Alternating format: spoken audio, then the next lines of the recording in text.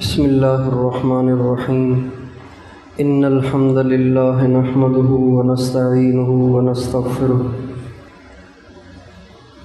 من يهده الله فلا مضل له ومن يضلل فلا هادي له وأشهد أن لا إله إلا الله وحده لا شريك له وأشهد أن سيدنا ونبينا وحبيبنا وشفيعنا وقرة أعيننا محمدا عبده ورسوله صلى الله تبارك وتعالى عليه وعلى آله وأصحابه وأزواجه وذريته وبارك وسلم تسليما كثيرا أما بعد فأعوذ بالله من الشيطان الرجيم بسم الله الرحمن الرحيم قل هل يستوي الذين يعلمون والذين لا يعلمون انما يتذكر اولو الالباب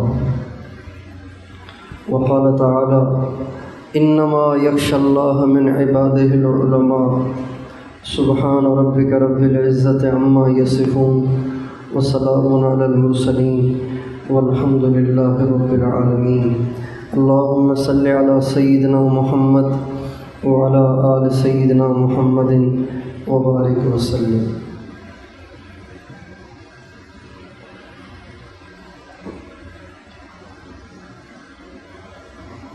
میرے قابل احترام بھائیوں اور عزیز دوستوں، اللہ تعالیٰ نے آپ نوجوانوں پر بہت بڑا احسان فرمایا ہے کہ آپ سب کو علم دین کے لیے منتخب فرمایا. آپ اس چار دیواری سے باہر نکل کر دیکھیں گے کہ آپ کی عمروں کے لاکھوں نوجوان یا تو وہ پیٹ پالنے کے لیے اپنی زندگیاں داؤ پہ لگائے ہوئے ہیں، یا پھر دنیا کی مستیاں اور دنیا کی عیاشیاں اور دنیا کی برائیاں بدکاریاں یہ ان کی زندگی بن چکی ہے. اللہ تعالیٰ نے کتنا بڑا احسان کیا ہے آپ سب پر کہ ساری دنیا سے آپ کو فارغ کر دیا. نہ آپ کو دکان کی ٹینشن ہے، نہ ملازمت کی ٹینشن ہے، نہ بجلی کے بل کا غم ہے، نہ گیس کے بل کی فکر ہے، نہ اپنے گھر کے خرچے کی ٹینشن ہے. ساری فکروں سے اللہ تعالیٰ نے آپ کو فارغ کیا ہے اور دنیا جہاں کی ساری برائیوں سے بچا کے آپ کو اس مقدس چار دیواری میں بیٹھ کر اللہ کا علم پڑھنے کی سعادت بخشی ہے. یہ کتنا بڑا اللہ تعالیٰ کا انعام ہے. اس میں آپ کا کوئی کمال نہیں ہے، یہ محض اس کا فضل ہے. اللہ تعالیٰ کا فضل شامل حال ہو تو نیکی کرنا آسان ہے، اللہ تعالیٰ کا فضل شامل حال نہ ہو تو نیکی کرنا بڑا مشکل ہے. اور اللہ تعالیٰ کا آپ کو اس علم کے لیے منتخب کرنا اور یہاں بٹھانا یہ بھی ایک آزمائش ہے. اللہ تعالیٰ کی طرف سے خیر کے فیصلے بھی آزمائش ہوتے ہیں، شر کے فیصلے بھی آزمائش ہوتے ہیں. اللہ تعالیٰ قرآن پاک میں فرماتے ہیں وَنَبْلُوكُمْ بِالشَّرِّ وَالْخَيْرِ فِتْنَةً، ہم تمہیں آزمائیں گے خیر کے ذریعے سے بھی اور شر کے ذریعے سے. اچھے حالات بھیج کے بھی آزماتے ہیں، برے حالات بھیج کے بھی آزماتے ہیں، خیر کے اسباب دے کر بھی آزماتے ہیں، شر کے اسباب پیدا کر کے بھی اللہ تعالیٰ آزماتے ہیں. آپ کی یہاں آزمائش کیا ہے؟ آپ کی یہاں کیا آزمائش ہے؟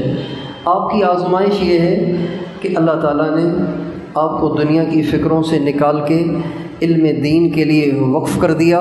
اب آپ کی یہ آزمائش ہے کہ آپ اپنا من، تن اور دھن اس میں لگاتے ہیں یا آپ بھی ادھر ادھر کی فضولیات میں اور لغویات میں اپنے ٹائم کو ضائع کرتے ہیں. یہ آپ کی آزمائش ہے. دیکھا یہ جاتا ہے کہ طلباء بہت بڑی قربانی کرتے ہیں، بہت بڑی قربانی کرتے ہیں. اس وقت دنیا میں سب سے زیادہ دین کے لیے قربانی کرنے والا مجمع ان میں سے یہ مدرسوں کے طلباء بھی ہیں۔ جب انسان کو جوانی کی قوت اور صحت حاصل ہو اور پھر بھی وہ برائی سے بچ کر اپنے آپ کو چار دیواری میں محصور کر دے، محدود کر دے، تو یہ آج کے زمانے میں بہت بڑی قربانی ہے۔ یقیناً آپ کا بھی دل چاہتا ہوگا کہ ہم بھی آزاد ہوں، آوارہ ہوں، ہمارے پاس بھی ایک 125 موٹر سائیکل ہو اور ایک بڑا سا موبائل ہو اور گھومیں پھریں، گائیں، ناچیں، ساری برائیاں جو آج دنیا کی نوجوان نسل کر رہی ہے ہم بھی کریں۔ یقیناً اس عمر میں یہ جذبات اٹھتے ہیں، یہ شوق پیدا ہوتے ہیں، لیکن ان سب کو دبا کر، ان سب کو کچل کر، ساری دنیا کی ساری خواہشات سے کٹ کر مدرسوں میں آ کے پڑھ جانا، یہ آج کے زمانے میں بہت بڑی قربانی ہے۔ لیکن سچی بات یہ ہے کہ آپ نوجوانوں کی قربانی کم ہے، آپ کی ماؤں کی قربانی، آپ کے والد گرامی کی قربانی آپ سے بھی زیادہ ہے۔ آپ کے ذمے صرف اتنا ہے کہ اچھی طرح پڑھ لو اور پڑھائی میں اپنی محنت کر لو اور نیک بننے کی کوشش کرو۔ آپ کے ذمے صرف اتنا سا کام ہے جس میں 1 روپے کا خرچہ نہیں ہے اور آپ کی زندگیاں اس کے لیے وقف ہیں۔ لیکن آپ کی ماں، آپ کا باپ، آپ کو پتہ نہیں ہوگا کہ جب آپ ان کو چھوڑ کر، ان سے رخصت ہو کر مدرسے میں داخل ہوتے ہیں تو ان کے دل پہ کیا بیتتی ہے، ان کے دل کا کیا حال ہوتا ہے، وہ کیسے اندر ہی اندر میں گھٹتے اور روتے اور آنسو بہاتے ہیں جب آپ ان سے جدا ہو رہے ہوتے ہیں۔ ایک ماں کا اپنے بچے کو اپنے سے جدا کر کے دور دراز کسی مدرسے میں بھیجنا یہ آسان نہیں ہوتا۔ یہ جب ماں کوئی بنے تو اس کا احساس کر سکتا ہے، باپ بنے تو اس کا احساس ہوتا ہے۔ ہم جب پڑھتے تھے تو ہماری سالانہ چھٹی 9 مہینے کے بعد ہوتی تھی۔ 9 مہینے کے بعد ہمیں اساتذہ کی طرف سے گھر جانے کی اجازت ملتی تھی۔ تو ہم اپنے مدرسے میں آتے تھے، اپنے ہم سبق ساتھیوں کے ساتھ گھل مل جاتے تھے، دل لگ جاتا تھا۔ لیکن ہماری والدہ محترمہ، اللہ تعالیٰ اسے جنت الفردوس میں جگہ دے، وہ پورا عرصہ روتی رہتی تھی، اور جب میں فارغ ہوا تو مجھے وہ بتاتی تھیں کہ بیٹا میری نظر تیری جدائی میں رو رو کے کمزور ہو گئی اور میرا جسم بیماریوں کا مجموعہ بن گیا تیری جدائی کا غم کھاتے کھاتے، بیماریوں کا مجموعہ بن گیا۔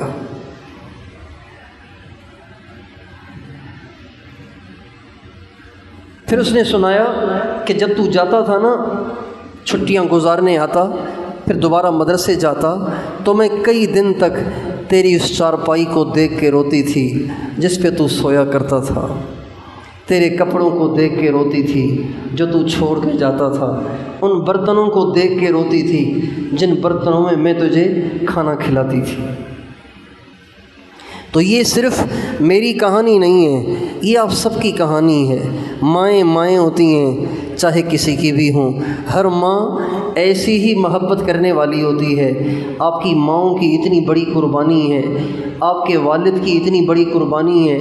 دیکھیں جس دور میں ہم چل رہے ہیں، اس دور میں اپنی اولاد کو دین پڑھانا یہ معمولی کام نہیں ہے، معمولی کام نہیں ہے۔ اس لیے کہ جب کوئی باپ، کوئی ماں اپنے بچوں کو علم دین میں لگاتے ہیں تو ساری دنیا انہیں تانے دیتی ہے، ساری دنیا ان سے پوچھتی ہے اچھا جی آپ نے بچوں کے مستقبل کے لیے کچھ سوچا ہے؟ یہ بچے کیا کریں گے؟ یہ بچے کہاں سے کھائیں گے؟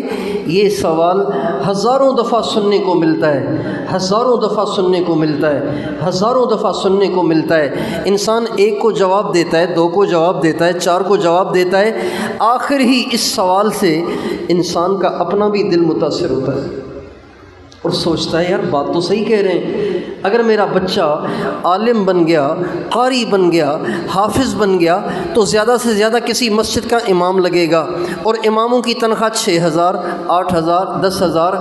تو آج کے زمانے میں جب پیٹرول 230 سے اوپر چلا گیا ہے، 10,000 میں کیا ہوگا؟ کون سا گھر 10,000 میں چلے گا؟ بچوں کے خرچے، بیوی کا خرچہ، اپنی ذات کا خرچہ، بیمار ہو جائے تو دوائی، اور گھر کا راشن، اور بجلی کا بل، اور گیس کا بل، مکان نہ ہو تو اس کا کرایہ 10,000 میں نہیں ہو سکتا۔ تو ماں باپ یہ سوچ کے ضرور پریشان ہوتے ہیں، لیکن اس کے باوجود بھی وہ اللہ کے فضل پہ بھروسہ کر کے آپ کو مدرسوں میں پڑھاتے ہیں، اور پھر آپ کا خرچہ بھی اٹھاتے ہیں۔ اب آپ کے باپ کے ذمے آپ کے گھر کا خرچہ بھی، آپ کے گھر کے بجلی کا بل اور گیس کا بل بھی، اور آپ کا خرچہ بھی۔ آپ یہاں آتے ہیں تو کرایہ آسمان سے تو نہیں آتا، باپ دیتے ہیں۔ جب وہ واپس جاتے ہیں تو واپسی کا کرایہ بھی والد صاحب دیتے ہیں، یہاں رہنے کا کرایہ بھی، یہاں رہنے کا جو خرچہ ہے وہ بھی والد صاحب دیتے ہیں۔ اتنی ساری ذمہ داریاں انہوں نے آپ کے لیے اٹھائی ہوئی ہیں۔ آپ سوچئے یہ کتنا بڑا آج کے زمانے کا کارنامہ اور کتنی بڑی قربانی ہے، اور آپ کے ذمے صرف اتنا ہے کہ آپ نے صحیح پڑھنا ہے اور نیک بننا ہے، اللہ والا بننا ہے۔ اب اللہ تعالیٰ نے آپ کو یہ سارا ماحول دے کر ایک آزمائش میں ڈالا ہے، اور اللہ یہ دیکھنا چاہتے ہیں کہ میرا بندہ میری اس نعمت کی قدردانی کرتا ہے یا ناقدری کرتا ہے۔ جو طلبہ مستیوں میں اپنے اوقات کو ضائع کرتے ہیں، نہ تکرار کا اہتمام، نہ مطالعے کا اہتمام، نہ سبق کا اہتمام، اور چھٹی ہوئی سیدھے کھیل میں چلے گئے، یا پڑھائی کے اوقات میں بھی مستیاں کرتے رہے، ہنسی مذاق کرتے رہے، چھیڑ چھاڑ کرتے رہے، یہ سب کے سب طلبہ اللہ کی اس نعمت کی ناقدری کرنے والے ہیں۔ اور جو طلبہ اپنے مقصد میں لگے ہوئے ہیں، جس مقصد کے لیے ماں باپ نے بھیجا ہے، اس مقصد میں لگے ہوئے ہیں، یہ اس آزمائش میں پاس ہیں۔ اور جب انسان طالب علمی کے زمانے کو صحیح مقصد میں خرچ کرتا ہے، اللہ تعالیٰ فراغت کے بعد بھی اس سے دین کی بڑی بڑی خدمتیں لیتے ہیں۔ ہمارے استاد محترم فرمایا کرتے تھے، جو طلبہ طالب علمی کے زمانے میں اپنی فکر نہیں کرتے، یہ فراغت کے بعد کبھی سدھر نہیں پاتے۔ ان میں جو کمیاں اور برائیاں پیدا ہو جائیں، یہ فراغت کے بعد برائیاں اور کمیاں بڑی سے بڑی ہوتی چلی جاتی ہیں۔ اگر طالب علمی کے زمانے میں کسی میں برائی کا بیج ہے تو فراغت کے بعد وہ درخت بن جاتا ہے۔ اور جو طلبہ طالب علمی کے زمانے میں اپنی فکر رکھتے ہیں، اپنی اصلاح کی فکر رکھتے ہیں، اپنے مقصد میں لگے رہتے ہیں، اگر ان میں خیر کا بیج بھی ہو تو فراغت کے بعد یہ بیج ان کا درخت بن جاتا ہے۔ اور اللہ تعالیٰ بڑے بڑے پیمانے پر ایسے طلباء سے دین کا کام لیتے ہیں۔ ہمارے جتنے اکابر جن کے ہم نام لیوا ہیں، مثلاً حجت الاسلام مولانا محمد قاسم صاحب نانوتوی رحمۃ اللہ علیہ، اور امام ربانی مولانا رشید احمد گنگوہی رحمۃ اللہ علیہ، اور حضرت شیخ الہند مولانا محمود حسن دیوبندی رحمۃ اللہ علیہ، اور رئیس المحدثین حضرت مولانا خلیل احمد سہارنپوری رحمۃ اللہ علیہ، اور شیخ الاسلام حضرت مولانا سید حسین احمد مدنی رحمۃ اللہ علیہ، اور حکیم الامہ مجدد الملہ حضرت مولانا اشرف علی تھانوی رحمۃ اللہ علیہ، اور ان کے بعد کے اکابر، ان سارے اکابر کو آپ دیکھیں گے کہ ان کا طالب علمی کا زمانہ بہت اچھا گزرا تھا۔ جب وہ اس آزمائش سے گزر گئے اور اس میں پاس ہو گئے، اللہ پاک نے ان سے بڑے بڑے دین کے کام لیے، بڑی بڑی دین کی خدمتیں لیں، صرف اس لیے کہ انہوں نے اس تربیت کے زمانے میں اپنے آپ کو آزاد نہیں رکھا۔ اس لیے آپ سارے نوجوانوں سے پہلی درخواست تو یہ ہے کہ بھائی اپنے اس طالب علمی کے زمانے کو یوں فضولیات میں، لغویات میں اور غفلت اور بے فکری اور لاپرواہی میں ضائع نہ کریں۔ بڑا دل دکھتا ہے عمومی طور پر مدرسے کے طلباء کے اندر لاابالی پن دیکھ کر، لاپرواہی دیکھ کر، غفلت دیکھ کر، لغویات اور فضولیات میں ان کو لگا ہوا دیکھ کے دل دکھتا ہے کہ ان کی ماؤں نے ان کو کیا بننے کے لیے بھیجا ہے اور یہ کہاں اپنے اوقات کو ضائع کر رہے ہیں۔ یقیناً ہماری ماؤں نے ہمیں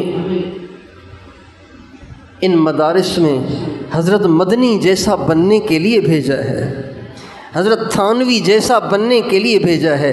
ہم میں سے سب کی ماؤں کی یہ آرزو ہوتی ہے کہ کاش کہ میرا بیٹا بھی مولانا مدنی جیسا بن جائے، مفتی محمود جیسا بن جائے، حضرت تھانوی جیسا بن جائے اور حضرت نانوتوی اور حضرت گنگوئی جیسا بن جائے۔ لیکن طلباء کو اس کی فکر نہیں ہوتی کہ اللہ کرے میں بھی ان جیسا بن جاؤں۔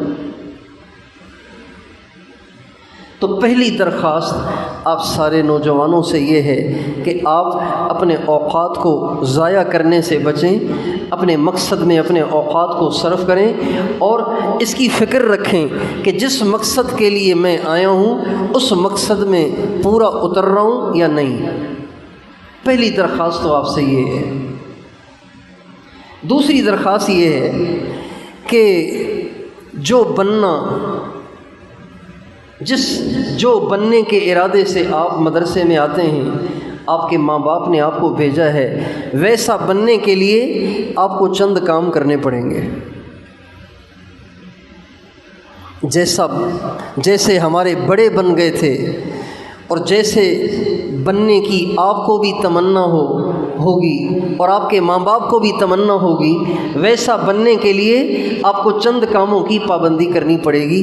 ان میں سب سے پہلا کام اپنے آپ کو گناہوں سے بچانا، تقویٰ کی زندگی اختیار کرنا، پرہیزگاری کی زندگی اختیار کرنا، کبیرہ گناہوں سے بھی بچنا، صغیرہ گناہوں سے بھی اپنے آپ کو بچانا۔ عام طور پر اس میں غفلت ہوتی ہے کہ ہم مدرسوں میں رہنے والے اور مدرسوں میں پڑھنے پڑھانے والے یہ سمجھتے ہیں ہمارے لیے تو سمندر کی مچھلیاں بھی دعائیں کرتی ہیں، ہمارے لیے تو بلوں میں چونٹیاں بھی دعائیں کرتی ہیں، ہمارے لیے تو فرشتے بھی دعا کرتے ہیں، لہٰذا ہم تو ویسے ہی جنتی ہیں۔ نہیں میرے دوستو، ویسے ہی جنتی نہیں ہیں۔ جنتی بننے کے لیے متقی ہونا شرط اول ہے۔ متقی ہونا شرط اول ہے۔ متقی بنے بغیر اللہ تعالیٰ کے ہاں انسان کی کوئی نیکی قبول نہیں ہے۔ متقی بنے بغیر اللہ تعالیٰ قرآن پاک میں فرماتے ہیں انما یتقبل اللہ من المتقین، اللہ تعالیٰ صرف ان کی نیکیاں قبول کرتا ہے جن کی زندگیوں میں تقویٰ ہوتا ہے۔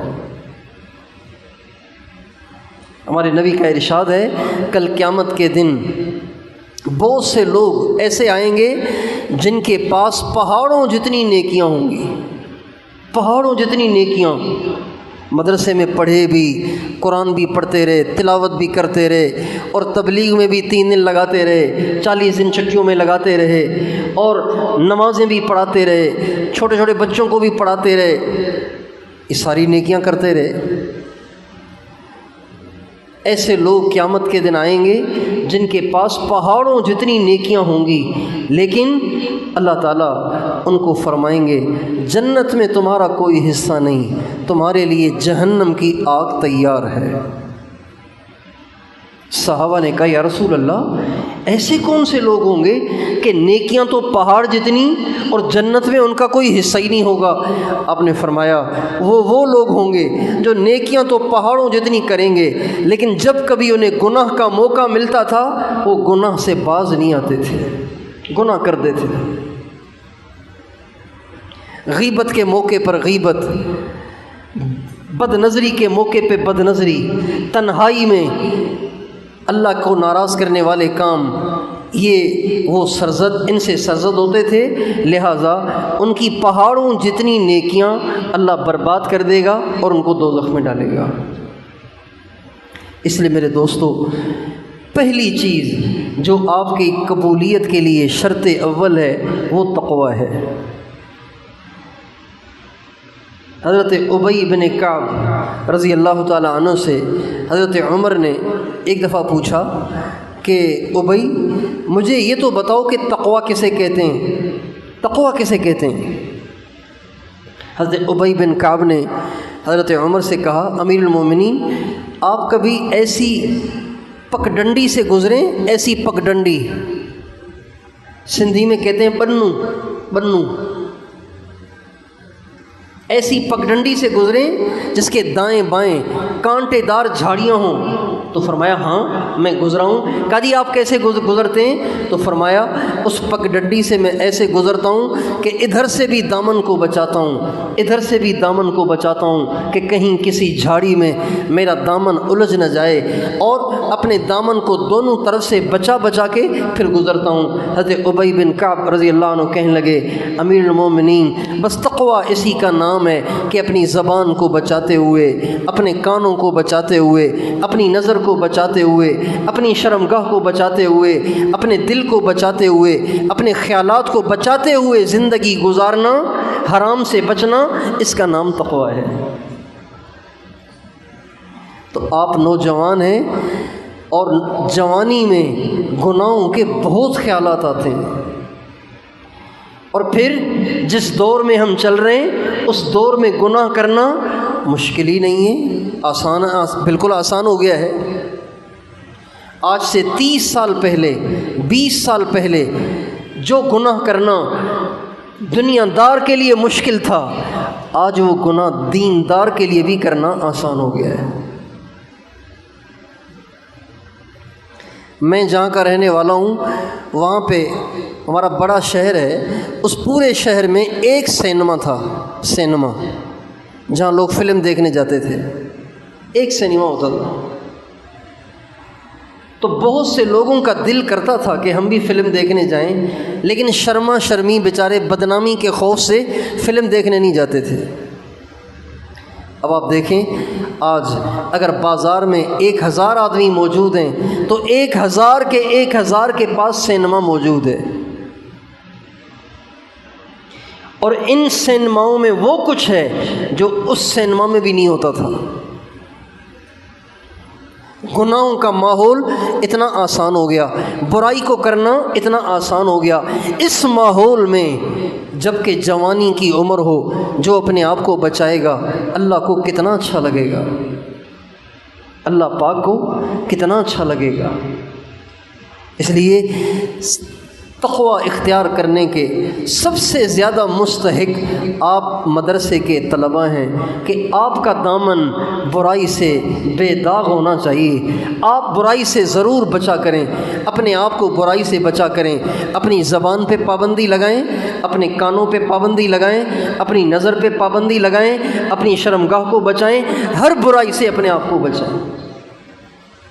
اگر آپ چاہتے ہیں کہ اللہ تعالیٰ آپ سے دین کی بڑی خدمت لے، دیکھیں دین کی خدمت لینے کے لیے یہ ضروری نہیں ہے کہ انسان اعلیٰ درجے کا ذہین ہو، یہ ضروری نہیں ہے،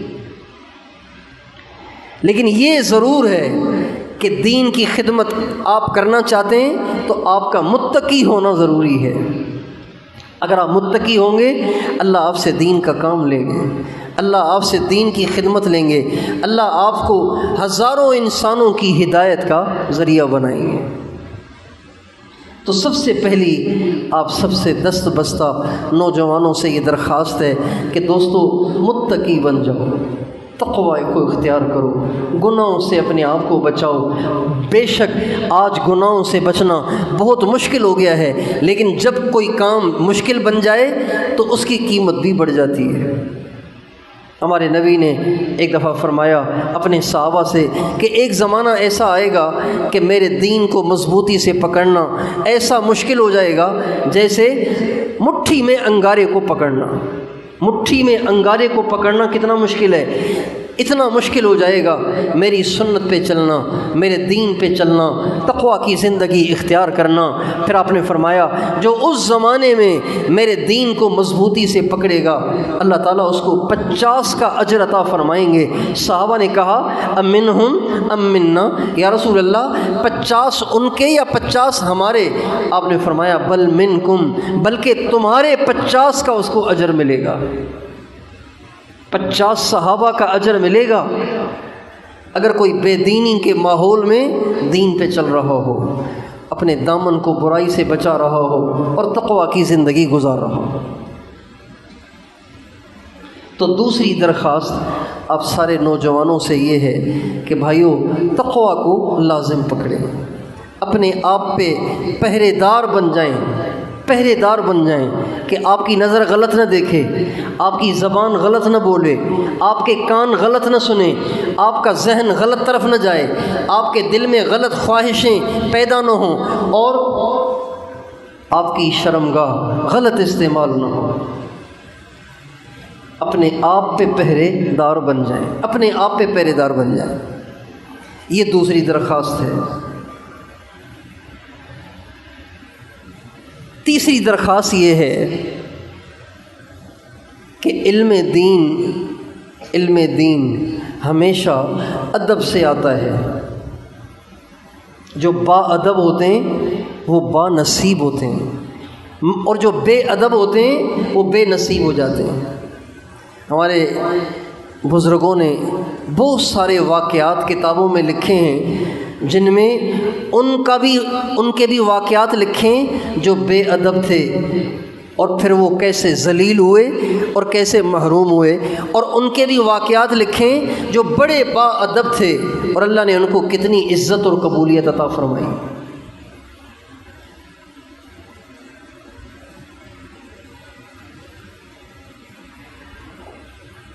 ہم نے اپنے استاد سے ایک واقعہ سنا، فرمانے لگے کہ ایک طالب علم بڑا ذہین تھا، بہت ذہین تھا، اور یہ واقعہ ہے ساہیوال کا بڑا ذہین طالب علم۔ جب سبق پڑھتے تھے تو وہ ذہین بہت تھا، تو وہ سبق کے دوران اپنے استاد پہ اشکال کرتا، اور ایسے اشکال کرتا کہ بیچارہ استاد جواب ہی نہ دے پاتا۔ جب استاد لاجواب ہو جاتا تھا تو وہ طنزیہ انداز سے استاد کو دیکھ کے مسکراتا تھا، یعنی زبان حال سے کہتا تھا کہ دیکھو میں نے کیسے پھنسا دیا ان کو، بڑے مدرس بنے ہوئے ہیں، دیکھو کیسے پھنسا دیا ان کو۔ یہ اس کی عادت تھی۔ استاد محترم بڑے بردبار تھے، بڑے خوش اخلاق تھے، وہ بیچارے درگزر کر دیا کرتے تھے، سمجھتے تو تھے لیکن درگزر کر دیا کرتے تھے۔ ایک دفعہ جب اس نے اس طرح استاد محترم کو تنگ کیا تو استاد محترم کی زبان سے بد دعا نکل گئی۔ استاد نے کہا ابے تو گدھے چرائے گا، تو نہیں پڑھ سکے گا، تو گدھے چرائے گا، گدھے۔ یہ استاد کی زبان سے بول نکل گیا۔ کہتے ہیں کافی عرصے کے بعد استاد محترم کہیں جا رہے تھے تو راستے میں ایک نوجوان ملا، نہ سر پہ ٹوپی، میلے کچیلے کپڑے، عجیب و غریب اس کی ہیئت، اور وہ گدھے ساتھ لیے ہوئے کہیں جا رہا تھا۔ جو ہی ان پہ نظر پڑی تو ایک دم آ کے ان سے لپٹ گیا اور ہاتھ چومنے لگ گیا کہ حضرت آپ نے مجھے پہچانا؟ تو کہنے لگے نہیں میں نے تو نہیں پہچانا۔ کہ میں آپ کا وہی ذہین طالب علم ہوں جو سبق میں آپ پہ اشکال کیا کرتا تھا۔ ایک دفعہ آپ نے تنگ آ کے مجھے کہا تھا ابے تو گدھے چرائے گا، آج دیکھیں میں گدھے چرا رہا ہوں۔ نہ مجھے نماز نصیب ہے، نہ مجھے مسجد میں جانا نصیب ہے، نہ مجھے علم دین حاصل ہوا، آج میں گدھے چرا رہا ہوں، ذلت کی زندگی گزار رہا ہوں اور دھکے کھا رہا ہوں۔ اس لیے دوسری تیسری درخواست آپ سارے نوجوانوں سے یہ ہے کہ بھائی استاد کا ادب کرنا، کبھی استاد کے بارے میں زبان نہ کھولنا، استاد کی کبھی غیبت نہ کریں، استاد پہ کبھی اعتراض نہ کریں، استاد سے کبھی فری نہ ہوں، بے تکلف بھی نہ ہوں، اور استاد کی طرف کبھی پیٹھ نہ کریں، استاد کی طرف پیٹھ نہ کریں۔ جیسے آپ قرآن کی طرف پیٹھ نہیں کرتے تو جس سے آپ کو علم الہی حاصل ہو رہا ہے اس کو بھی پیٹھ نہ کریں۔ کتابوں کی طرف پاؤں پھیلانے سے بچیں، کتابوں کی طرف پیٹھ کرنے سے بچیں۔ جس پھٹے پر، تپائی پر آپ کتاب رکھ کے پڑھتے ہیں، اس تپائی اور پھٹے اور ڈیسک کی طرف بھی پاؤں نہ پھیلائیں اور پیٹھ نہ کریں۔ کاغذ کا بھی ادب کریں، قلم کا بھی ادب کریں۔ حضرت امام ربانی مجدد الف ثانی رحمۃ اللہ علیہ ایک دفعہ کچھ لکھ رہے تھے، لکھتے ہوئے ان کو بیت الخلاء جانے کی حاجت ہوئی۔ اٹھ کے جب اندر گئے تو ان کو اپنے ہاتھ پہ کہیں سیاہی کا نقطہ نظر آیا، سیاہی کا نقطہ، لکھتے لکھتے بعض دفعہ قلم لگ جاتا ہے نا، تو وہ سیاہی لگ گئی تھی۔ جو ہی انہوں نے سیاہی دیکھی تو فوراً باہر تشریف لائے، پیشاب نہیں کیا، باہر تشریف لائے اور اپنی انگلی سے اس سیاہی کو مٹایا۔ اس کے بعد پھر پیشاب کرنے گئے اور فرمایا میں نے جب بیت الخلاء میں جا کر دیکھا کہ میری انگلی پہ سیاہی کا نقطہ لگا ہوا ہے تو میں واپس آ گیا کہ کہیں یہ سیاہی دھل کر پیشاب کے ساتھ نہ مل جائے، چونکہ سیاہی بھی علم کا ذریعہ اور علم کا آلہ ہے، لہٰذا اس کے ادب کی وجہ سے میں باہر آیا اور آ کے میں نے اس کو مٹایا۔ کاغذ کا ادب، قلم کا ادب، استاد کا ادب، کتاب کا ادب، مدرسے کا ادب، مدرسے کی چار دیواری کا ادب۔ الدین کلہ ادب، دین ادب ہی تو ہے۔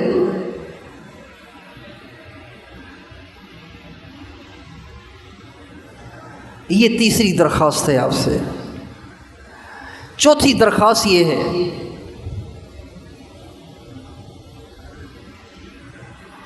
کہ علم میں نور، اگر آپ چاہتے ہیں کہ آپ کے علم کے اندر نور آئے تو سنت کا شوق رکھیں اور سنت والی زندگی گزارنے کی کوشش کریں۔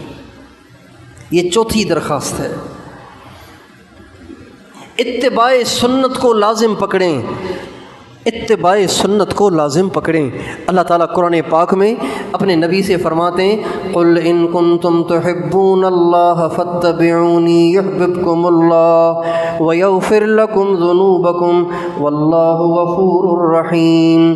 اے میرے نبی آپ ان سے کہیں کہ اگر تمہیں اللہ سے محبت ہے تو میرے پیچھے چلو، میری اتباع کرو، میری سنت کو اختیار کرو۔ جب تم میری سنت کو اختیار کرو گے اللہ بھی تم سے محبت کرے گا۔ اللہ اکبر، یعنی اللہ پاک کا وہ بندہ محبوب بن جاتا ہے، اللہ کا محبوب بن جاتا ہے جو حضور کی سنت پہ چلتا ہے، اللہ پاک کا محبوب بن جاتا ہے۔ تو گویا اللہ کا محبوب بننے کا نسخہ اتباع سنت ہے۔ ہر چیز میں سنت، ہر بات میں سنت، ہر ادا میں سنت۔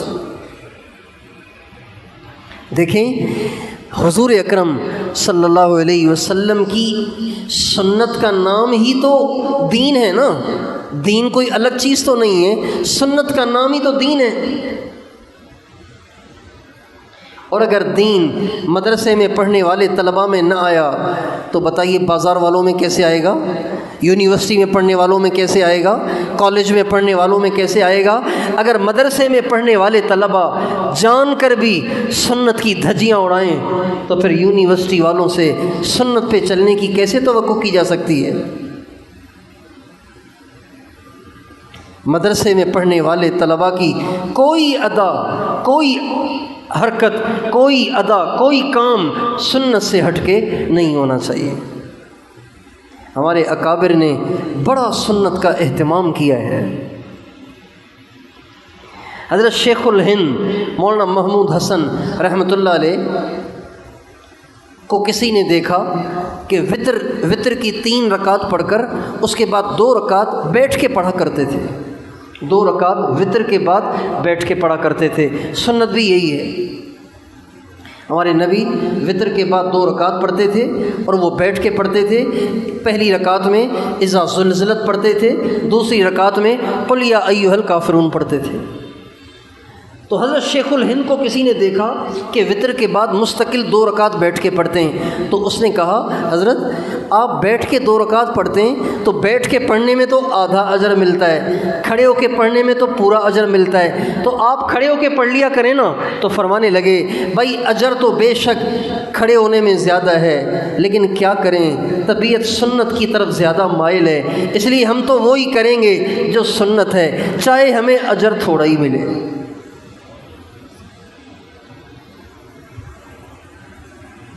تھوڑا اجر بھی ٹھیک ہے اگر سنت کے مطابق ہے تو۔ حضرت امام ربانی مجدد الف ثانی رحمۃ اللہ علیہ کا ملفوظ ہے، فرماتے ہیں کہ دوپہر کے وقت میں سنت کی نیت سے تھوڑی دیر قیلولہ کرنا، سنت کی نیت سے تھوڑی دیر قیلولہ کرنا لاکھوں راتوں کی نفلی عبادت سے بہتر ہے۔ لاکھوں راتیں نفلی عبادت میں جاگا جائے اس کا اجر کم ہے، دوپہر کو سنت سمجھ کے تھوڑی دیر سو جانا اس کا اجر زیادہ ہے، چونکہ یہ میرے نبی کی سنت ہے۔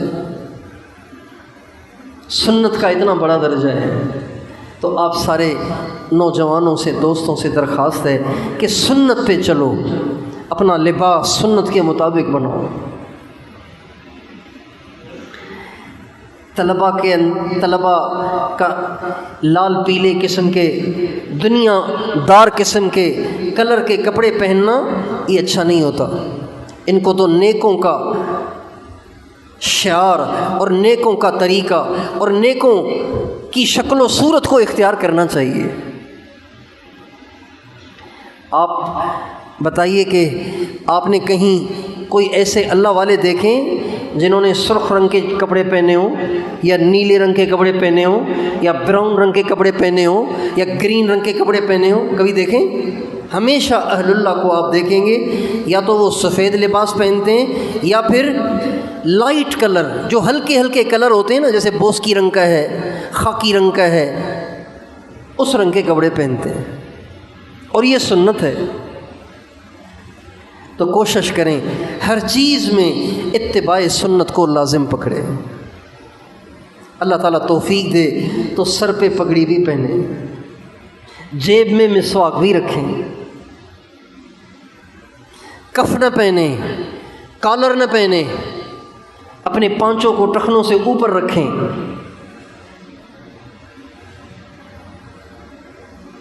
ہر چیز میں سنت، کھانے پینے میں سنت۔ رات کو جب سوئیں تو طالب علم کا سونا اور ہو، دنیا داروں کا سونا اور ہو۔ طالب علم سنت کے خلاف نہ لیٹے۔ ہمارے نبی دائیں کروٹ لیٹتے تھے، تو ہمیں بھی دائیں کروٹ لیٹنا چاہیے۔ طالب علم کھڑے ہو کے کھانا نہ کھائے، کرسی پہ بیٹھ کے کھانا نہ کھائے، چوکڑی مار کے کھانا نہ کھائے، اتحیات میں بیٹھ کے کھانا کھائے، یا ایک ٹانگ پہ بیٹھ کے کھانا کھائے۔ یہ ہمارے نبی کی سنت ہے۔ مسواک کا اہتمام کریں، سلام میں پہل کریں۔ طلباء سلام کرنے میں بھی سست ہوتے ہیں۔ کیوں جی، غلط کہہ رہا ہوں صحیح کہہ رہا ہوں؟ طلباء سلام کرنے میں سست ہوتے ہیں کہ نہیں ہوتے؟ آس پاس گزرتے رہتے ہیں، سلام ہی نہیں کرتے۔ اساتذہ کو بھی سلام نہیں کرتے۔ کوئی باہر کا مہمان آ جائے تو اس کو سلام کر لیتے ہیں، عام طور سے آپس میں سلام نہیں کرتے۔ حالانکہ ہمارے نبی کا ارشاد ہے افشوا السلام بینکم، سلام کو پھیلاؤ۔ یہ ساری ہمارے نبی کی سنتیں ہیں۔ غصہ آئے پی لیا کرو، یہ سنت ہے۔ کوئی زیادتی کرے برداشت کرو، معاف کرو، یہ ہمارے نبی کی سنت ہے۔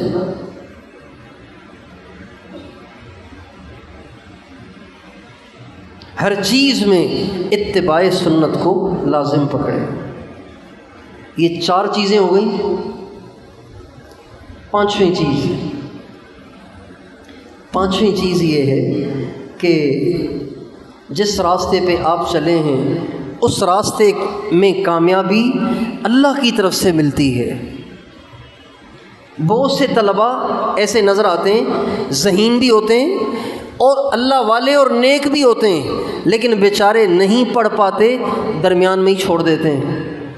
کوئی گھر میں مجبوری آ گئی، کوئی پریشانی آ گئی، یا خود دل اچاٹ ہو گیا اور پڑھائی چھوڑ دی۔ جس راستے پہ آپ چلے ہیں اس راستے کی قبولیت چاہتے ہیں تو رات کو اٹھ کے تہجد پڑھنے کا اہتمام کریں۔ ہمارے استاد محترم فرمایا کرتے تھے، جو طلباء اس راستے کی قبولیت چاہتے ہیں ان کو چاہیے کہ تہجد کا ضرور اہتمام کریں، تہجد ضرور پڑھا کریں۔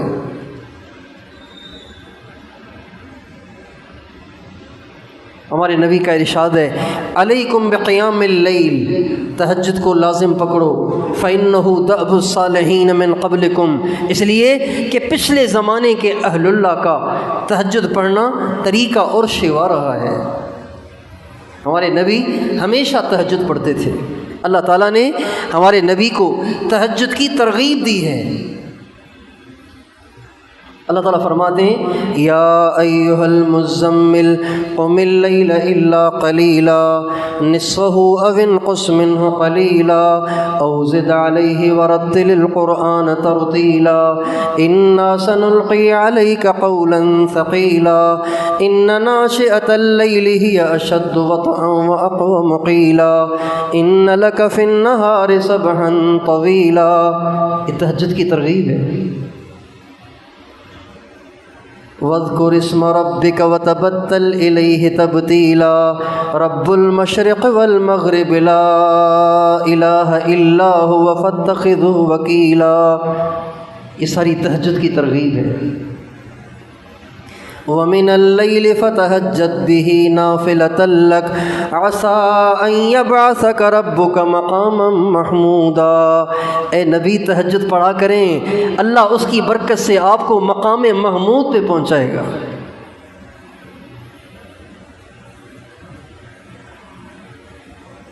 راضی ہو غزالی ہو عطار ہو رومی ہو، کچھ ہاتھ نہیں آتا بے آہ سحر گاہی۔ آپ امام غزالی بننا چاہتے ہیں، امام راضی بننا چاہتے ہیں، مولانا جلال الدین رومی بننا چاہتے ہیں، شیخ فرید الدین عطار بننا چاہتے ہیں، جو بھی بننا چاہتے ہیں، تہجد میں اٹھ کر روئے بغیر آپ کچھ نہیں بن سکتے۔ تہجد میں اٹھا کریں، چاہے 4 رکعت پڑھ لیا کریں، انا اعطیناک قل واللہ والعصر قل واللہ، مختصر سی پڑھیں لیکن پڑھیں ضرور، اور 2 منٹ کی دعا بھی کر لیا کریں۔ اے اللہ، ماں کو چھوڑ کے آیا ہوں، باپ کو چھوڑ کے آیا ہوں، بھائی بہنوں کو چھوڑ کے آیا ہوں، اللہ تیرا بننا چاہتا ہوں، تو میری مدد کر، مجھے قبول کر، مجھے محروم نہ کر، مجھے برائی سے بچا، اپنے علم میں سے علم دے، یہ کہہ کے سو جاؤ۔ تہجد ضرور پڑھو۔ اللہ تعالیٰ حضرات صحابہ کرام کی تعریف کرتے ہیں، کانوا قلیلا من اللیل ما یہجعون وبالاسحار هم یستغفرون۔ میرے نبی کے صحابہ تھوڑا سوتے تھے، زیادہ جاگتے تھے۔ تتجافى جنوبهم عن المضاجع يدعون ربهم خوفا وطمعا۔ ان کے پہلو خواب گاہوں سے، بستروں سے جدا رہتے ہیں اور وہ رات کو اٹھ اٹھ کے دعا کرتے ہیں۔ والذین یبیتون لربهم سجدا وقیاما، ساری رات گزار دیتے ہیں سجدے میں اور قیام میں۔ امام اعظم نے 40 برس تک عشاء کے وضو سے فجر کی نماز پڑھی۔ تو کیا خیال ہے، تہجد کا بھی اہتمام کریں گے انشاءاللہ؟ یہ 5 باتیں ہیں، جو بھی طالب علم ان 5 باتوں کا اہتمام کرے گا، اپنے اوپر اس کو لازم کرے گا، پکی ٹھکی بات ہے، اللہ اسے دین کا خادم بنائے گا، اللہ اسے اپنا ولی بنائے گا، اللہ اسے دنیا میں بھی معزز بنائے گا اور آخرت میں بھی معزز بنائے گا۔ اللہ تعالیٰ